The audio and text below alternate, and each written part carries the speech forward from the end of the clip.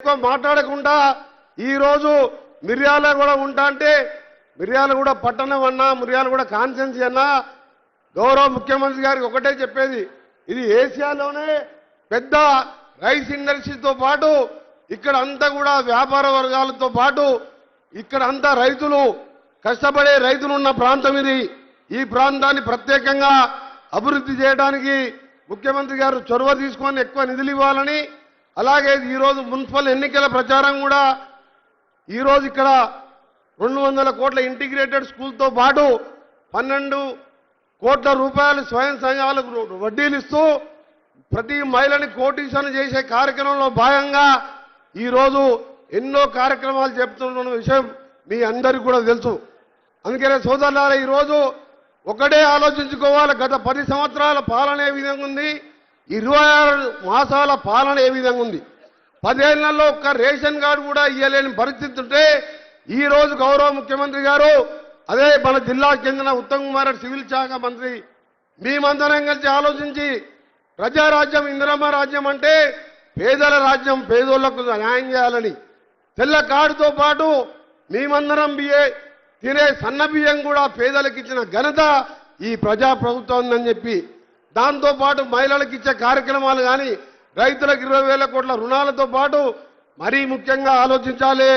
ఈరోజు 20,000 కోట్లతోని young India integrated schools కట్టి పేదవాడు ప్రతి ఒక్కరు కూడా విద్యతోనే అభివృద్ధి సాధ్యమని నమ్మి ఇవాళ 20,000 కోట్లతోని స్కూల్స్ కట్టిస్తూ ముందుకు పోతున్న ఈ సందర్భంలో ముఖ్యమంత్రి గారు మనందరం కూడా ఈ ప్రభుత్వానికి వెనుదన్నుగా ఉండాలని ఒక చిన్న విషయం మీ అందరికీ కూడా, ఈ ఎన్నికలు పేద ప్రజలకు సంబంధించిన ఎన్నికలు ఇది ఇవాళ ముఖ్యమంత్రి గారికో నాకో ఉత్తమ్ కుమార్ రెడ్డి గారికో పదవి కాదు, ఇంకా 3 ఏళ్ళు ఉంటాం, ఆ తర్వాత మళ్ళీ గెలిపిస్తారు మీరు 5 ఏళ్ళు.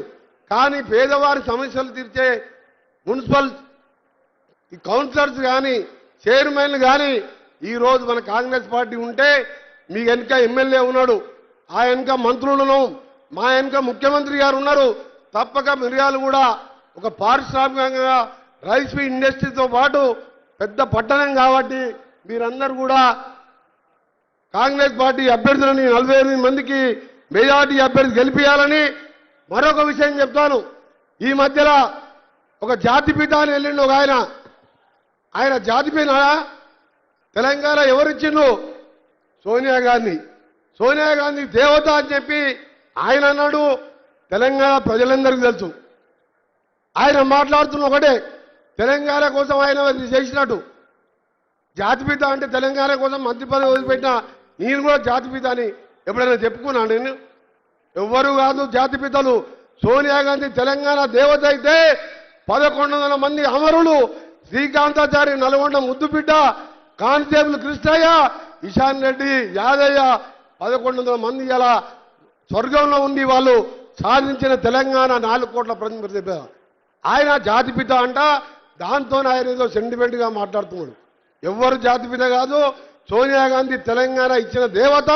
కాంగ్రెస్ పార్టీ చిరస్థాయిగా 20 సంవత్సరాలు ఇంకా కూడా మనమే కాంగ్రెస్ పార్టీ అధికారంలో ఉంటాం. మన సమస్యలన్నీ కూడా పరిష్కరించుకుందాం.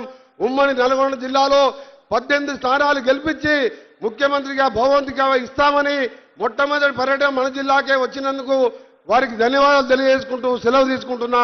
అందరికీ నమస్కారం.